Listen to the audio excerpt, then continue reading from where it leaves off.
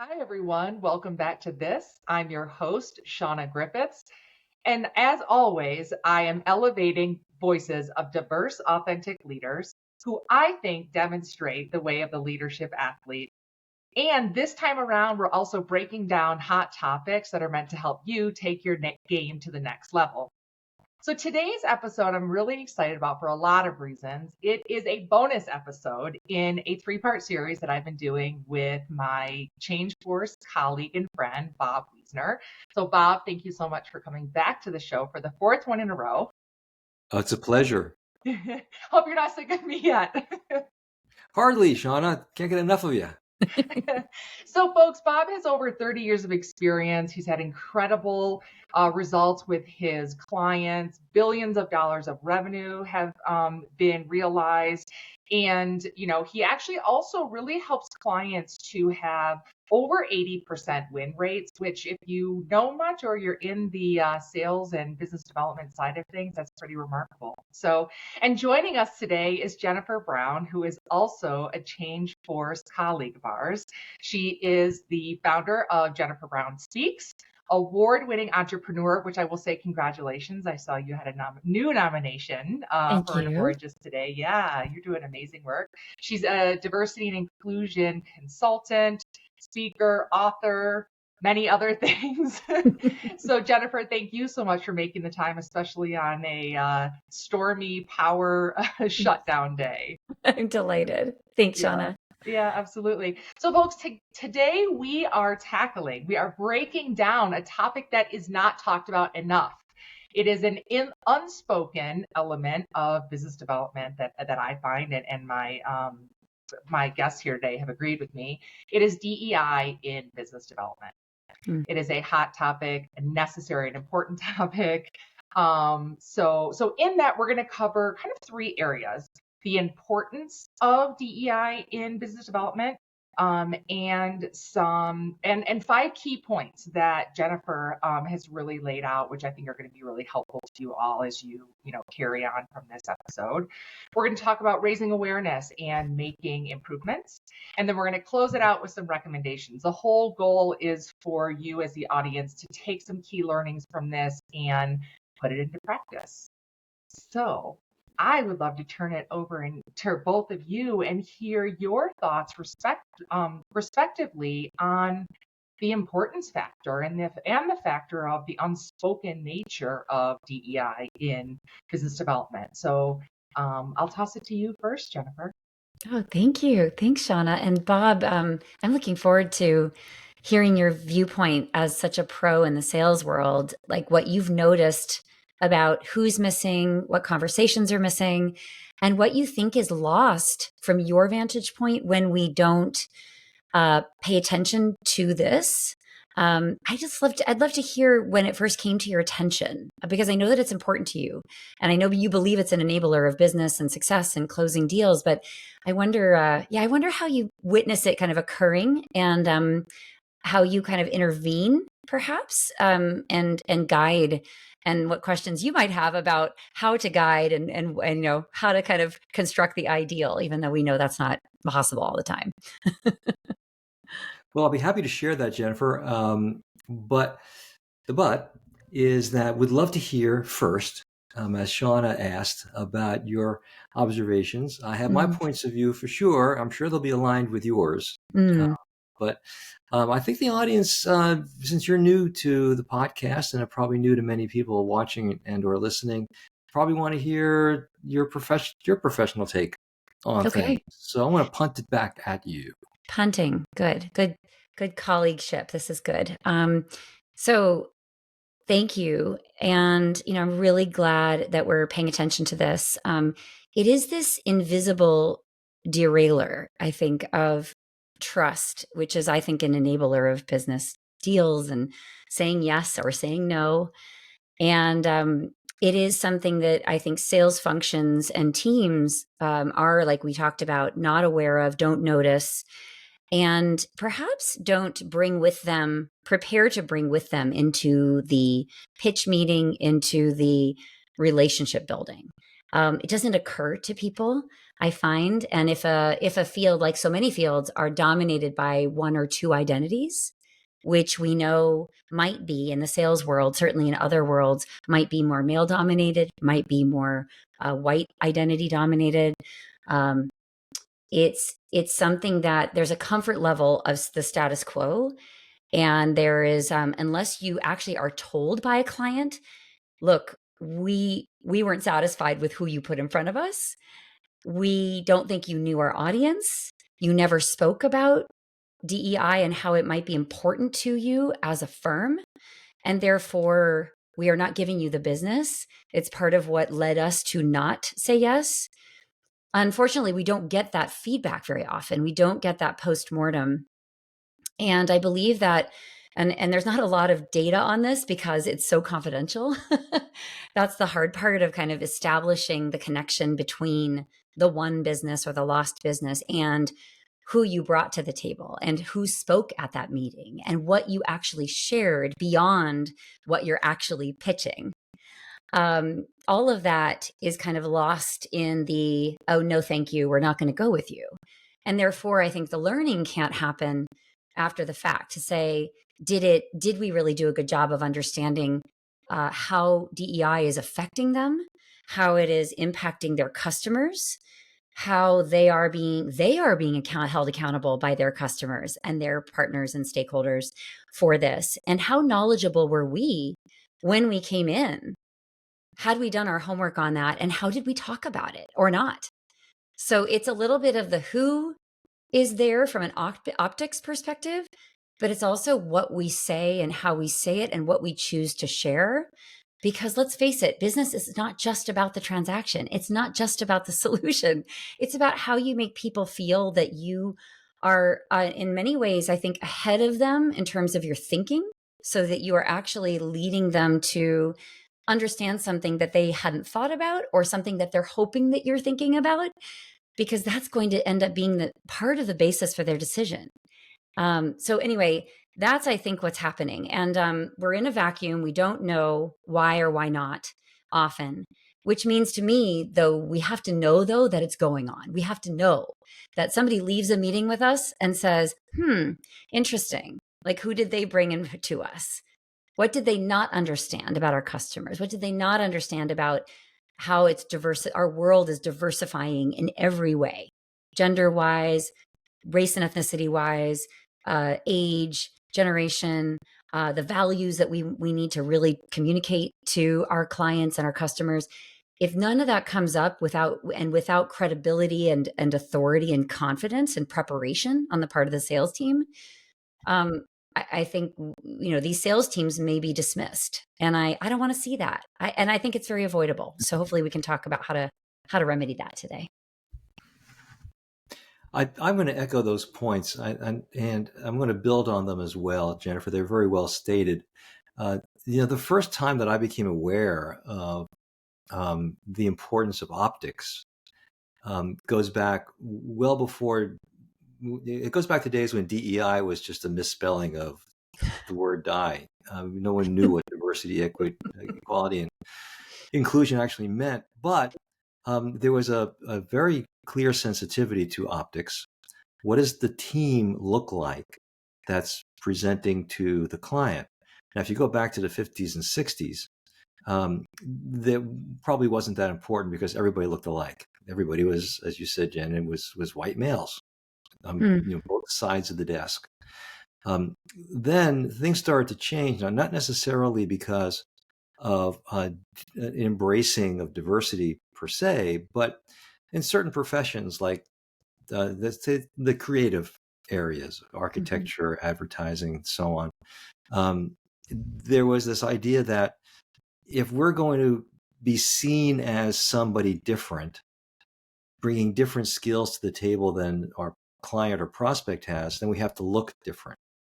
So, in the advertising business, it was the black T-shirts and the long ponytails sitting on one side of the desk. And these are men, by the way, across from, clients in suits and ties. Now, that may have been actually preferred at one point, but much more recently, in the last 15, 20 years, and this is based on research that I've been part of since the mid 90s, the trend has moved more towards the need to look like the client. I don't mean identical, but we put it under the heading of chemistry.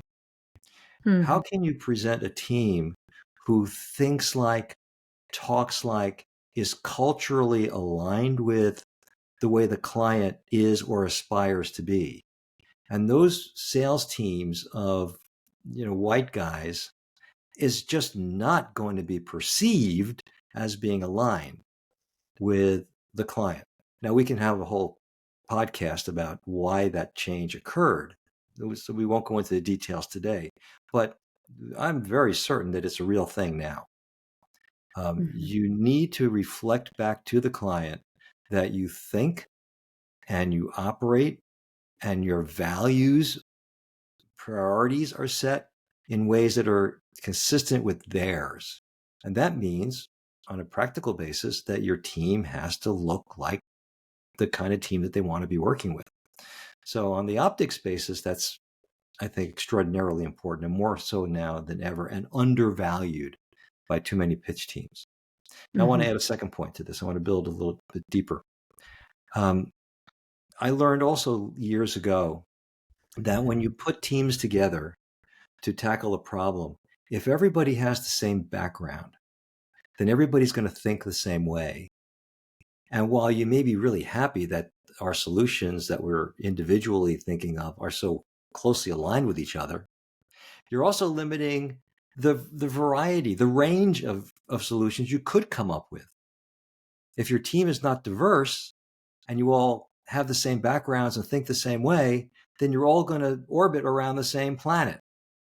As soon as you can add in different backgrounds, different ways of thinking, different ways of processing, different life experiences, you as a pitch team now have access to a broader range of ideas.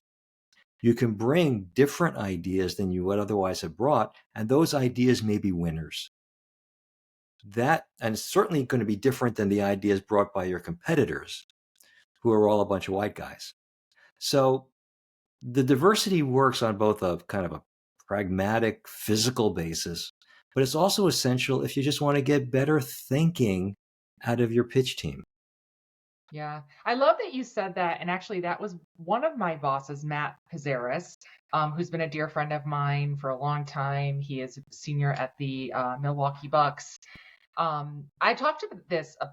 I talked to him about this actually on the show one time, where he was saying exactly what you said, what you just said, Bob. And that was why back when I did work for him, gosh, years ago now, the teams that he always built were diverse. I was a part of a diverse team, even though I was working for the Nets, which was, male sport, professional sport was very much dominated by white males. But he said exactly what you did. So I really feel blessed that I had him in my journey so that I was able to come up in that surrounding of authentically creating a team that had representation on it. And that was something, as you were speaking, I wrote down a couple of notes, is that the authentic part is so important because it's the way the team in the room that's pitching looks, but there's also the unseen elements of diversity that need to be taken into consideration and represented, and in an appropriate way. There's also, too many times it's not authentic, and it's like, who's the one person of color in the agency? I'm going to use agency just because I spent a lot of time at it. Who's the one person of color in the agency so I can bring into the pitch team? Now, what that does to the culture in the agency is not a good thing. The person feels like a token. They come in, then you're trying to pretend to the client or the potential client that this is how we operate, but it's not authentic. And as Bob, in our 13 truths of pitching, they know it's not authentic. So, I just wanted to add those additional layers. So again, it's got to be authentic. We need to consider who's in the room, but then who's on the team that's going to work on it, which I think Jennifer goes so much to. Does it make sense to that client that this team is actually going to be the one that's going to carry that client forward. And it's got to make sense from, we get it, we understand it, we've done the research, we get it from your perspective in the seats of the client, but then also the consumer. So I just wanted to again add those elements. Jen, you've said it in our conversations many times that DEI is a journey, not a destination.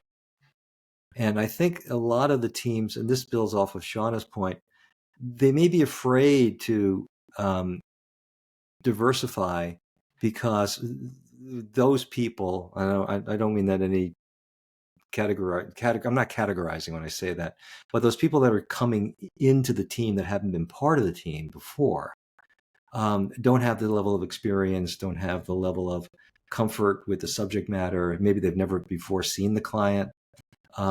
Yet, if it's a journey, then it has to be expected that we're going to be learning this together. We're not a finished product.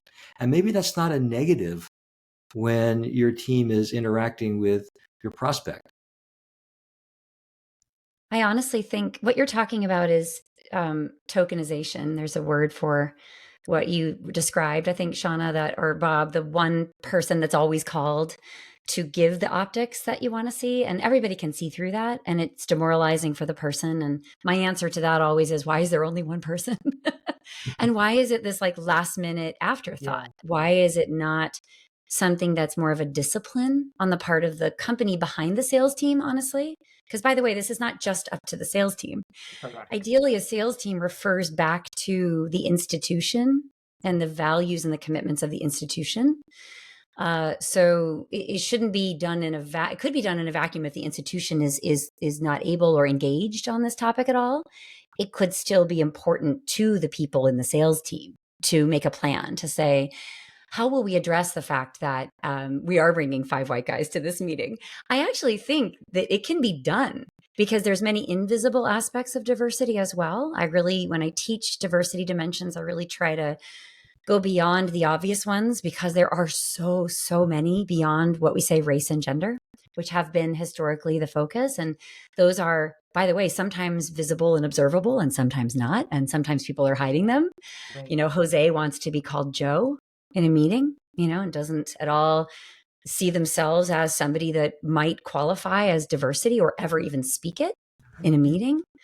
So you've got people, what we call covering in organizations too, where they don't feel safe to even bring that out and they don't know why they would. And they're they're spending so much time conforming to the norm that it's inconceivable to even bring what they actually may bring from a wisdom perspective. I mean, imagine if you're pitching Disney and you look at the audience of that company, you want that team to be really reflective, not just optically, but there's invisible diversity dimensions, but there's also more than just, there's diversity and inclusion. Diversity is the who and the observable and the unobservable, but the inclusion is the how. And to me, Bob, I love your point. Both of you have said this, like no company's a finished product, no sales team is a finished product. We're all works in progress. And I think speaking about the journey that we're on as a company may really resonate. It may be enough. And honestly, I think it should be enough. Efforts count for a lot. And more and more we're being asked to, when we come to a sales pitch, to justify, what are your efforts going on? How do you look at our customers? How are they important to you? How are the demographics important to you? How do you know how to serve somebody's incredibly diverse demographic when you aren't diverse yourselves and you don't have a story and some kind of track record around DEI as a company?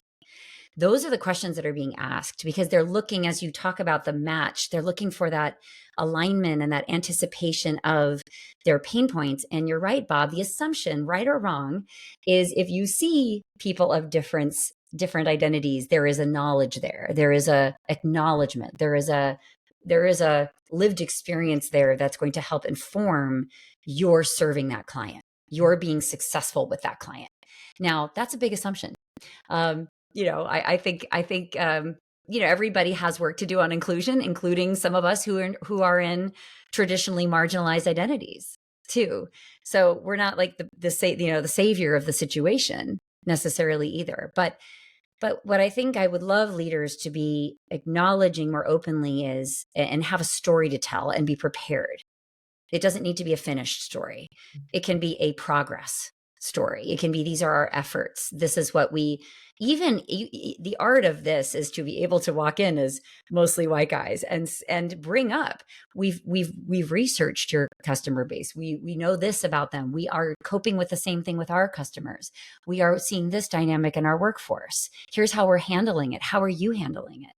Every leader is also dealing with a lot right now internally in workplace dynamics and workplace cultures and the push and pull and the pressure that they're getting about their internal, the guts of the organization matching the customers they're serving.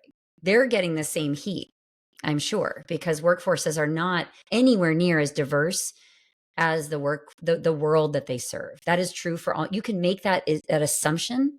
Any sales meeting you're in, that client on the other side is struggling with these things because there is a huge disconnect and a mismatch.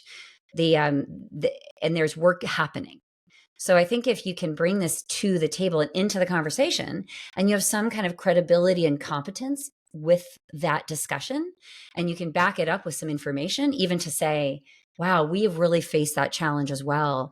Here's what we're doing about it. We would be happy to share some best practices or whatever we're working on if it would be helpful. And we would love to learn from you because we know that this is important. So there are ways to get off script and kind of begin to bond with them about this, because every institution is on a journey, and it's a matter of just saying, I know, I hear you, we can imagine, and here's where we are. And maybe this is another level that we can collaborate on. Yeah. I'm glad you spoke to it like that, because as you did, it's talking about like transparently addressing it. And if it's authentic and it's transparent, then it doesn't have to be something that causes fear or is seen as a block. And, I think it can just help everyone feel more comfortable at the table. And I've been in situations where it was a front. And like that, again, people see through that. I'm grateful to see brands who are actually demanding that of firms that they work with these days. They're saying this percentage of your workforce needs to have diversity. And I don't know the specifics of it, but we do see that as we talk to different firms. So I'm actually glad to see it. And the reason I say that is because it still is a world in which there are a lot of organizations where that change isn't happening and that change is not exactly valued. So some of it has to be, it's like an ecosystem where sometimes it has to be forced a bit. And the last thing I'll say is on this topic is I also really want to emphasize that it requires certain people who are in those seats, such as, white men, white women, to actually be a part of the change, be a part of, if you happen, because as you said, if the organization isn't where it needs to be, if the pitch team isn't where it needs to be from a diversity and inclusion standpoint, then how do you speak up as a leader, as a part of that team, and be a part of that change? Because if you're not, then you're a part of the problem. And at the risk of embarrassing Bob, I will say Bob's been one of the few like white men who have been in pitch team type situations with me where he actually spoke up to the group and said, hey, you know what? Like, actually, I'm putting Shauna forward instead of myself because this is what needs to happen for this moment. And, again, it takes people that are willing to do that, to put somebody else forward instead of themselves, because it's what is needed.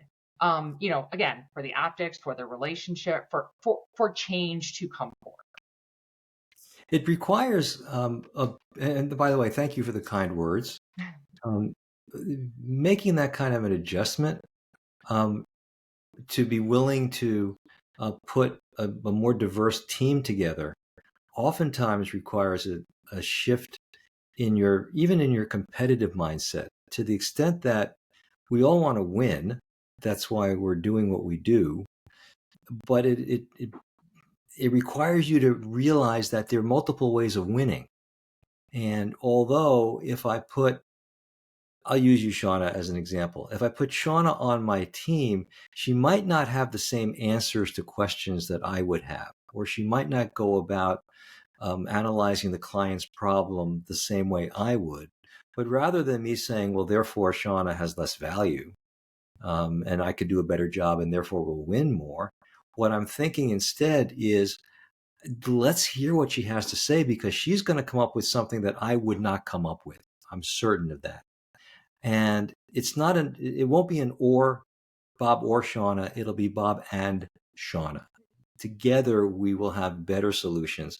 And if I made Shauna the leader of the team and she leads it differently than I would lead it, it doesn't mean that we're going to lose. It simply means it's going to be different. And she will find a different path to winning than I might have found.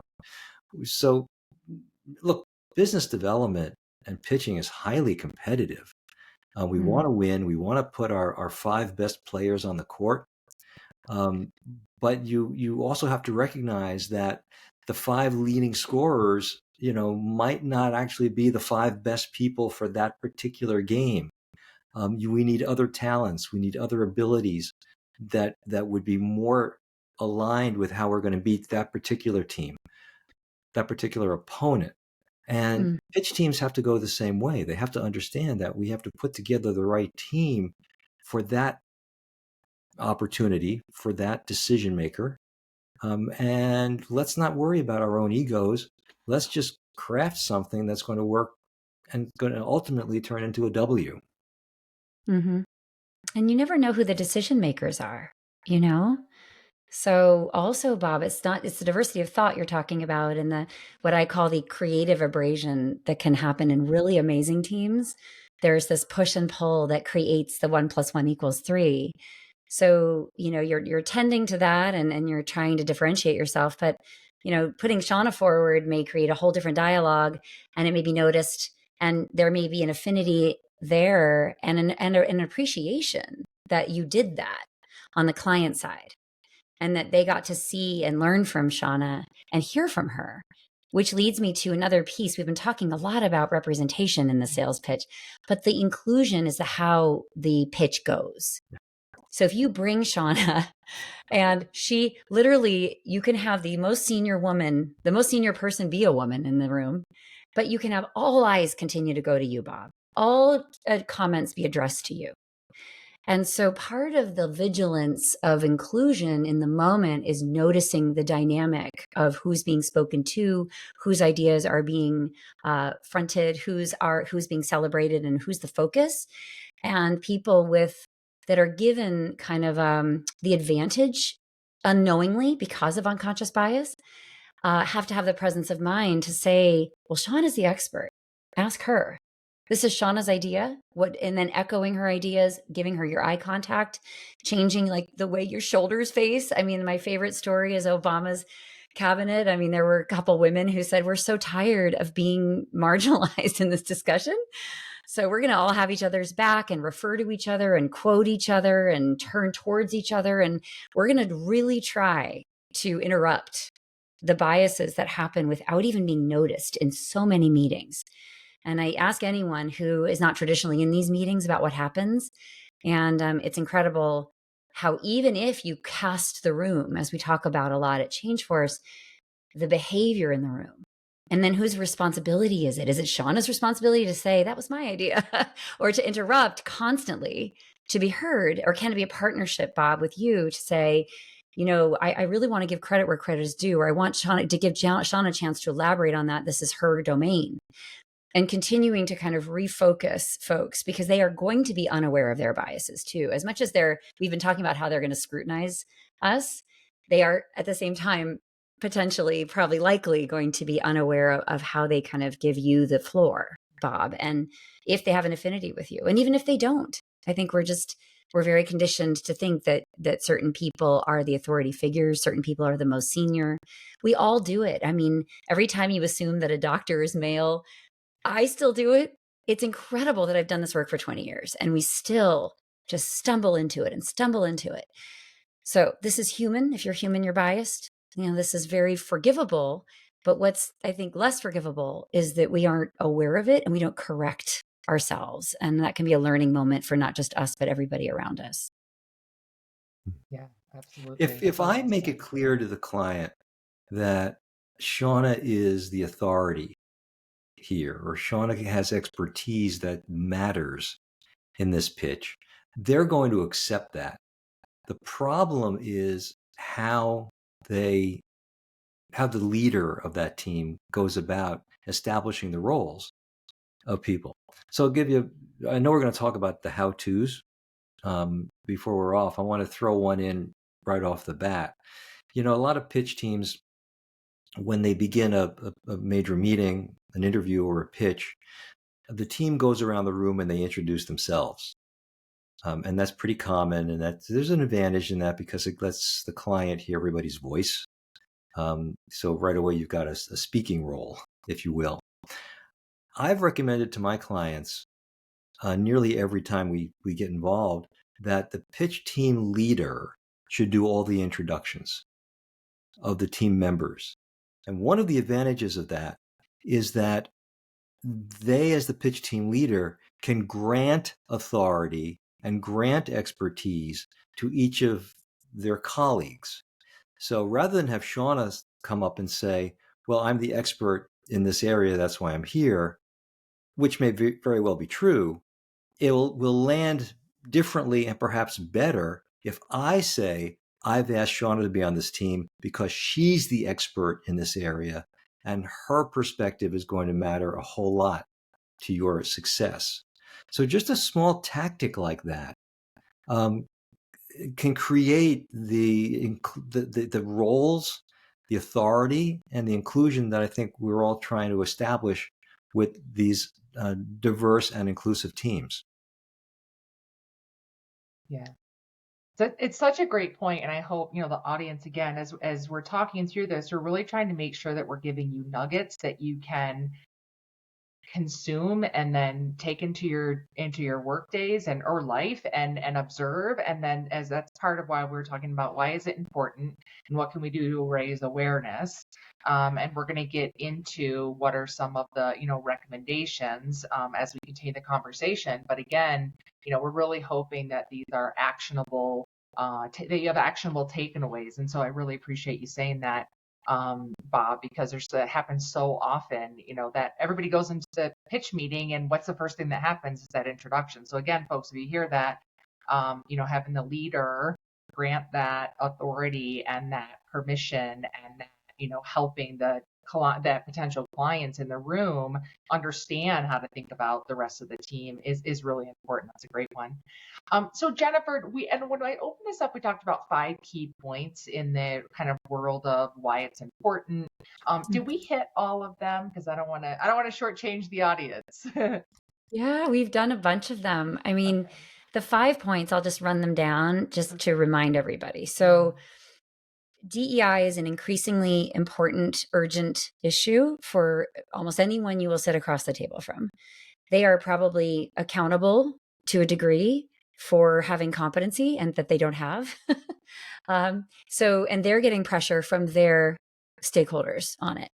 So if you can connect your knowledge of their demographics to your practices, even if you're just early on your journey or you really don't have a lot of a story to tell, I would recommend sales teams get prepared on that and be a part of actually learning what that story is so that you can answer the question and you are prepared. And you might even, when you get comfortable with it, be more proactive in bringing it up as a factor, because that will show that you've really done your homework and you're you're thinking about your clients, prospects, business as if it's your own. And that you have common ground in terms of idea sharing, best practice sharing, common struggles, et cetera. There's a lot of opportunity, I think, to build solidarity and support. And I think that's something we don't talk about a lot when we talk about the connective tissue of sales. Often sales teams don't have comfort discussing these things, so get some education. Often companies have modules you can attend. There's tons of learning on LinkedIn. Just sort of the common microaggressions that are faced by women in meetings. We just brought up a couple. Eye contact, stealing of ideas, credit taking for ideas, talking over people, airtime. I love there was an app for a while that would measure, after a meeting, measure the proportion of female and male voices. in the room. AI is going to make us very savvy about these things if it I hasn't never knew already. about that. That's amazing. I know. So I love it. And putting people forward, Bob, I loved what you said, making sure people, what you're actually doing is you're joining your authority with someone. You're actually using your professional capital and you're sharing your capital with somebody in that moment. You're telling people who somebody is, and you're in a way transferring attention and expertise. And so you're sanctioning someone. You are literally, you're authorizing them. I love it. It's beautiful. And I think then people will follow suit. I think that's absolutely perfect. And remember, some of us are more confident in rooms than others. And so some of us will, dominate conversations if the leader doesn't actually manage for inclusion too. So there may be a star salesperson or someone who's really, extroverted or knows this client or went to the same school, and all of this bonding may be happening. And I think the leader has to be very aware of that, because there are pluses and more minuses these days to that. When there are assumptions being made about like common ground and shared kind of social lives and pursuits and hobbies and interests, inevitably that can be read as not inclusive, like jokes, humor, sports sports jokes. Like we know all the, maybe we don't know all the things, but this is where I live. So there's a lot of folks. Be curious about who has felt their voice hasn't been heard in these meetings. Who did we not notice? Who didn't speak? Who didn't really get the authority that they deserve? Begin to notice that as a leader, because that's actually managing for inclusion. Translating D&I concepts into business language is the third that resonates with teams and leadership. So know the business case. We always talk about the competitive advantage of serving a rapidly diversifying world, the market share you can generate, the greater revenue, who the decision makers are for a client's customers, which is increasingly female, increasingly non-white. As we're seeing generational changes, there's a huge transfer of wealth. I think about financial services a lot. If you are pitching in the same way to the same people, you are going to miss a whole emerging group of buyers and decision makers and not have any sort of common language with them or ability to establish trust, even across difference. Because Bob, I think somebody that identifies as you do could do this very well, but it takes doing your homework and studying and becoming more culturally competent about a lot of identities that you don't carry. And remember, it's not about having all the answers. It's not about perfection. Let's not make perfect the enemy of the good, as we tend to do. We don't want to say anything unless it's perfect, unless it's complete, unless it's something that we should be able to brag about. But I think sharing the journey is hugely impactful, and will actually, the vulnerability of that encourages sharing on the other side. And there could be storytelling in this that can, we talk a lot about storytelling. You both have talked about it. There can be a lot of like interesting ways to make connections that are very personal in this realm. And finally, there's a lot of old school thinking and resistance still. Sales, I wouldn't say sales are like early adopters on DEI, even though they should be, because they're focusing on the external world and they should be really knowledgeable about how that world is changing. But there's still old behavior. There's kind of boys club stuff. There's sales has a certain reputation, I think. So be a different kind of sales team. Bring something new. I think you'll be very surprised by how it will resonate and how unexpected and what a pleasant surprise it might be for someone sitting across the table to say, I've never seen them bring those people or have that conversation with us before. I really appreciated that. I really appreciated they did their homework. I really appreciated they paid attention to this. And I felt more connected to them. And that can be the icing on the cake. May not be the cake, but I think it's going to be, if nothing more important, as time goes on, because remember, millennials and more Gen Zs are ascending to positions of making decisions, being a part of these things. And you can bet, I can promise, that old behavior is not going to be acceptable to that group. They are looking and they're seeking to see, do you know it? Do you believe it? Are you aware of it? Are you competent? Are you comfortable talking about it? Are you speaking our language? Do you mirror our values? And as they ascend into leadership, this is going to become more and more primary. So important. As you were saying that, I was just thinking about the element what that signals when if an organization is that stereotypical old school, and then they show up differently one time, it signals something big to the people on the other side, that they start representing themselves in a different way. It does start to show, then signal modernization. I would say innovation, although it's not the most innovative thing. But if an organization is very old school, it is a big shift. So I'm really glad that you pointed that out. And because I think sometimes when people talk about it, it can kind of be like a doom and gloom. But because it is hard to make shifts. The I guess part of the joy or in me even having this conversation and us discussing that is there's so much opportunity for change over time, and changing the way that others perceive an organization, changing the success of a team, changing wins in losses and into wins. Like really important. I wanted to kind of backtrack for 1 second on the element of the giving authority, back to what Bob was saying, because something else hit me when you said that not everybody in the room who might be on that pitch team may feel as comfortable as others talking. So on one hand, you might get some people who dominate.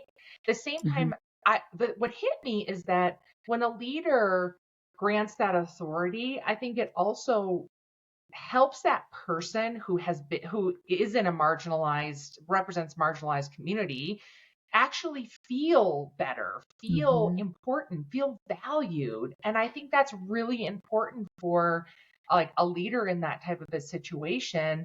Sometimes those people need a little extra, call it, arms around them or encouragement in those moments, because it hasn't been the norm for them to be there within that pitch. So, I again, love that you brought that up. situationally dependent, but I think it's really important. I had that same thought, Shauna, when you said that. When I was saying that, I thought I wanted to make that point, because we do need the boost, and we do need what I would call the air cover. And when you've been not a part of it forever, or you've been talked over, or you've struggled, sometimes you give up, sometimes you pull to the back, sometimes you feel imposter syndrome, like you don't belong there. I mean, there's a lot of things that can happen to an extremely talented person because of sort of repeated bias and behavior that causes you to play smaller and not be as brilliant as you are. It's hard to fight your way through all that for years. And you've got to realize as leaders that people around you have probably been fighting through that for a really long time. So to restart that relationship and build someone up, and acknowledge that might have been their experience, but it's not going to be their experience on your team. And that is beautiful. It's exactly the right answer. And people will blossom right in front of your eyes. But it takes that nurturing and protection in a way, and authorizing to say, what you say matters. It's important. It's critical. And you're going to make us look amazing in this situation. And I know someone on the client side is really going to resonate with you. To Bob's point, like the way we make our points, the way we show our expertise, like it may just do the trick. And we need to pull out all the stops these days. Jen, you threw out a word quickly that I want to come back to and make a bigger deal out of. And that's the word nurturing. And here's the context in which I would put this. It's absolutely important to grant people the authority, as we've been talking about. But authority without competence is doomed for frustration, if not failure.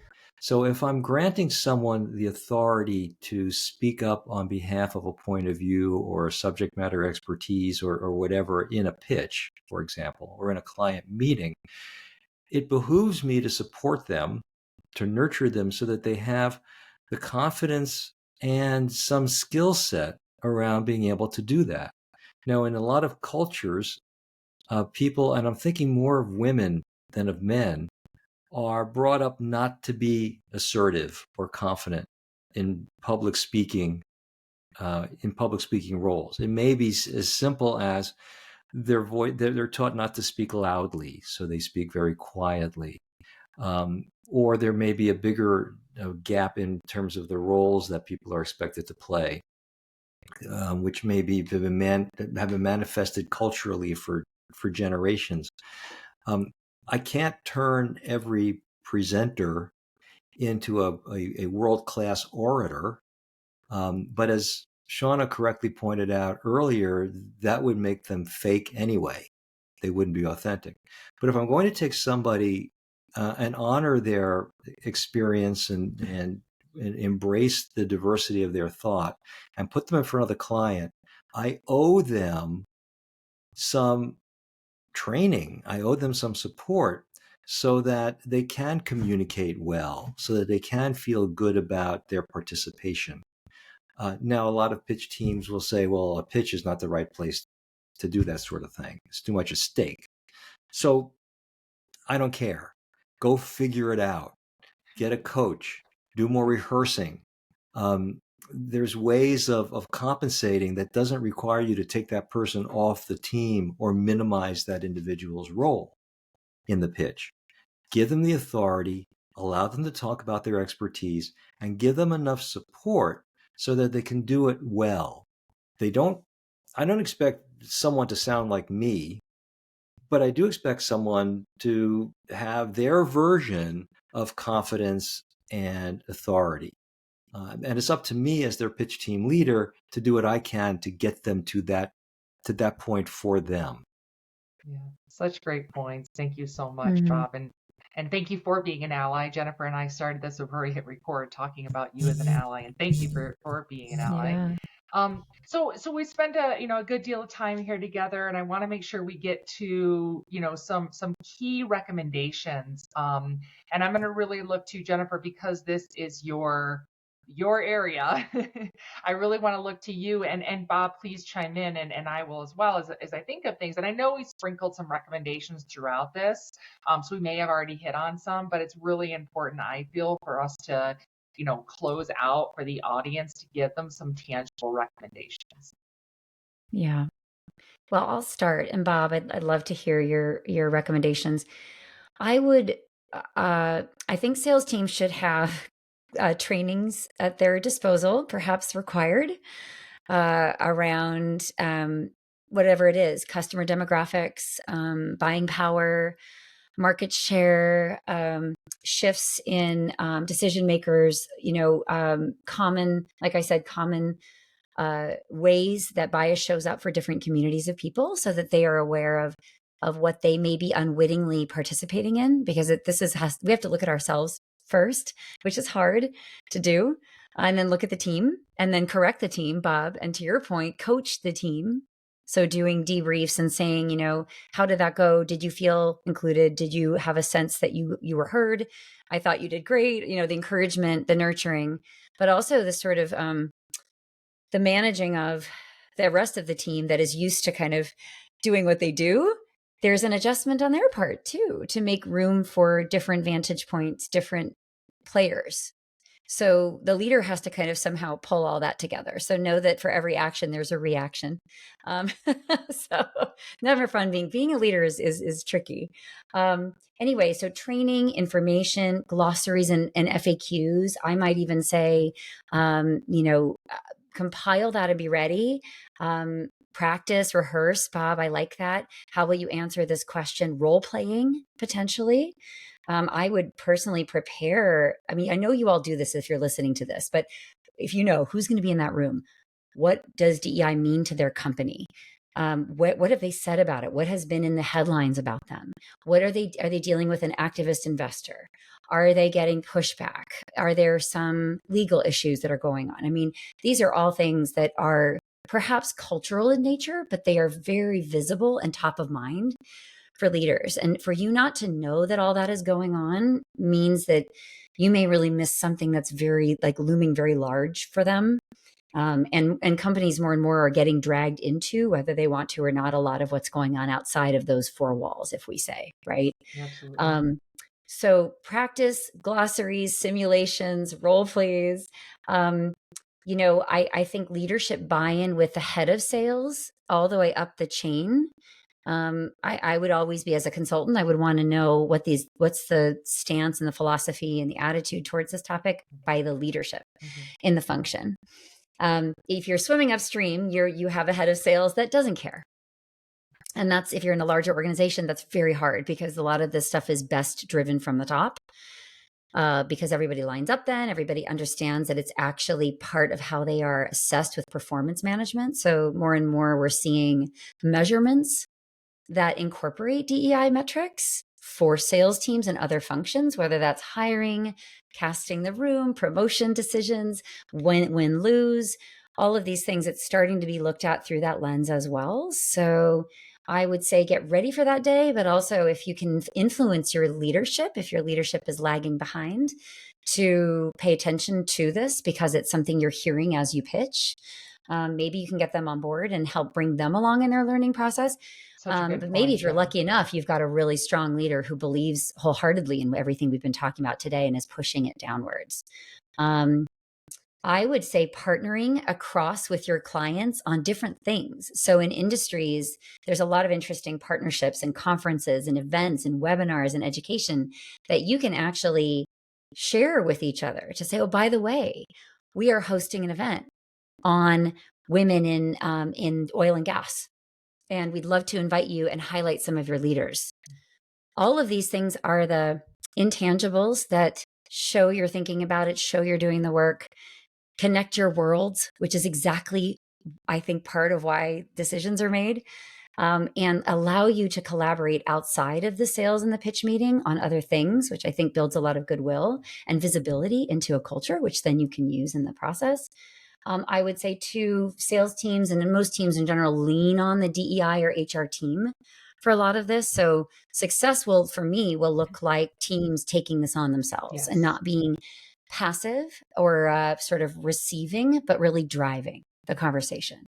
So if we can get to that place, because there's usually only the D&I teams, if you are lucky to have one, which you may not if you're listening to this, if you're a small and medium-sized business, they're going to be very stretched thin. And so a lot of this is going to need to originate with you. But I think that's actually a better answer in a way, because the work you do is going to be your work and it's going to transform you. And what you are transforming is yourself into an effective sales leader for the future world. Maybe not the past, but certainly the future. You're literally future-proofing yourself. So whenever I see that people are very reliant or overly reliant on the D&I team or the HR team, I think to myself, they're not quite where they need to be.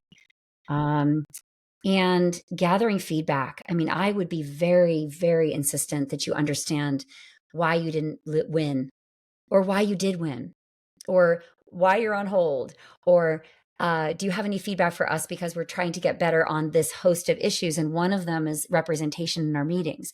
One of them is the way that we talk about the story at our company about what DEI means to us. Would you give us any feedback on that? What would you have liked to have heard about? What is important to you on this topic? What would you be measuring? What are you looking for in a vendor and a supplier partner? Those are excellent questions and give you a lot of data about how you need to adjust and grow. And believe me, if you can get that information and take it back to your leadership, then you're having a real conversation about pain points that I think is really going to resonate. So often we can't get that feedback, but I think we don't ask. We ask, oh, why do we not get picked? But I don't think we get specific enough about what role all of this that we've been talking about plays. Yeah, it makes so much sense. And as you're saying it, the thought came to me of fear. Sometimes I think there's a fear in asking that because there's a fear of what the answer is, or what do we do about that if it's not going to be good. Right. But it also made me think when you were talking, because I think we were saying this earlier, maybe it was an email exchange we had about, it's not just the like HR's department or DE&I department. It is every person who is sitting in a seat of leadership within an organization has a responsibility to take this seriously. And I loved how you talked about, like, that's how you are a leader of the future. That is how otherwise you're moving backward. So, and in saying that, I'm just putting an exclamation on, it takes courage, which is the opposite of what I was saying a minute ago. People sometimes don't ask for the specificity because they're afraid. Mm-hmm. But what this is saying is, like, folks listening, like all of us, let's have courage. Let's be brave in the way that we lead people, lead ourselves, the way we're operating, the way we're showing up in rooms and being present for that potential client in a way that may be different than we've done it before, maybe pushing us to operate differently. But this is the way, and you talked about it earlier, the changing demographics of the world. This is the future. So, we really need to, have the courage to do it and not look to somebody else that it's their responsibility. Right. Bob, is there any recommendations that you have? You've provided some great ones throughout this conversation, but I want to make sure before I close it out here, that I pause and ask for anything else from you. Well, thank you. Actually, Jennifer Brown should have the last word on Yes. this because she literally wrote the books on DEI, and I encourage our listeners and viewers to connect with Jennifer on LinkedIn and check out her work. It's just fabulous. But I cannot help myself, so I will throw in a point, and it's just an amplification of something Jennifer said among many excellent recommendations. But here's the amplification I want to make. Don't do work around diversity and inclusion in your sales team because we said so. Do it because it's going to help you win more new business. Now, the way you're going to know that, and Jennifer did mention this, is by doing that deep analysis of the decision makers and the influencers that you're going to be pitching to. What's important to them? Even though there's not going to be in the room the director of DEI, I mean, this is a whole different conversation to have around why that role doesn't even exist like it used to. But just because it's not in the RFP, or there isn't somebody in the room who has that responsibility, doesn't mean it's not important. Doesn't mean that D&I is not a way that the decision makers are actually being evaluated in their own company, which means that it's a factor in their decision around which provider to hire for a project or for an opportunity. So if you do your homework thoroughly about each decision maker and influencer, then it'll be apparent to you what their points of view are on diversity and inclusion, and it will guide you to be more confident in the adjustments that you're going to make and to be certain that those adjustments are executed effectively. It's about winning. It's about winning as a company. It's about winning as a team. It's about having individuals who feel like they're winning as well. And you, as the leader of a new business team, a business development team, have the opportunity to create victories all over the place. Be smart about it. You'll get those wins, and it will elevate everybody's status, everybody's confidence, everybody's abilities throughout your team and throughout your organization and in your client organization as well. Nice. Well, I feel obligated. Jennifer, do you want to close us out with any final words? You are the expert at this space, as Bob so nicely said. I just want to say, like, Bob just role modeled, Shauna, a lot of what we've been talking about. Yeah, he did. That's right. It was really please pay attention to what he just did. And if you missed it, go back and listen. But just the acknowledgement, the authority giving, the echoing, the building up of expertise that you just did, Bob. It's so natural to you, but this is why you do what you do. Yeah. But it feels, it really deputizes me. It makes me feel just in the moment on a personal level that I matter to the deal, that I have something important to share, that I belong there. And belonging it's not an accident. The belonging has become how we talk about DEI, actually. And a lot of companies are adding the B, but the belonging piece is a culmination of the D and the I and all those other things being present and practiced. It is that kind of result of, I feel good here. I want to stay here. I can thrive here. I can be myself and do things in my way. To your point, Bob, about how Shauna might articulate something differently that might just strike a chord with somebody. That comes from not just what we've learned and gone to school for and our expertise, but it comes from who we are. There's wisdom in who we are. And there's wisdom in our ability to read the room and notice power dynamics and pick up on something that somebody says. And we need all the eyeballs and all the ears on that so that we don't leave any stone unturned in a sales interaction. So, but that was just beautiful the way you did it. And I appreciate it. And I want to say yesterday was International Allyship Day. And what we call an ally is somebody who pays a lot of attention to who has the power, is the power being shared, what voices are being elevated, but were traditionally not heard. How can I be a part of putting forward and using my platform? And or sort of calling to account the carpet somebody and something that wasn't equitable. And I know, Bob, that you would do that. And to go into a meeting knowing that somebody has your back like that Game changing. allows you to really shine. So as you think about your role as a leader and you're listening to this, your success is everyone's success. And Bob, you just articulated there's a lot of different kinds of wins. There's a lot, and there's a win. You might have lost the business, but you might have created a whole new atmosphere for someone to perform at their best. And you never know, that could be unstoppable in terms of their potential to thrive in the future and sell more business. So thank you for what you just did. Oh, thank And you. thank you, Shauna, for having us. Thank you both so much. It's been an absolute pleasure and honor. And this is a topic that is just so authentic to what I believe in, and things such as me starting this show. And my friend Scott Hellman calls it a bit of a crusade that I've been on related to leadership. So again, thank you so much. And listeners, thank you so much for making the time to listen to this. Hopefully you really get to take a lot out of this, and you see what we mean when we're talking about breaking down the importance of DEI in business development. So please take things that you've heard from this and start to put them into practice. And please reach out to us. You can find all of us on LinkedIn. Jennifer Brown, again, this is her area of expertise. She has plenty of books in the space. I'll tag and include some links in that. But everyone have an amazing day. Thank you so much, and be a part of the change. Thank you. Thank you, Shauna. Bye, everyone. Thanks, Shauna.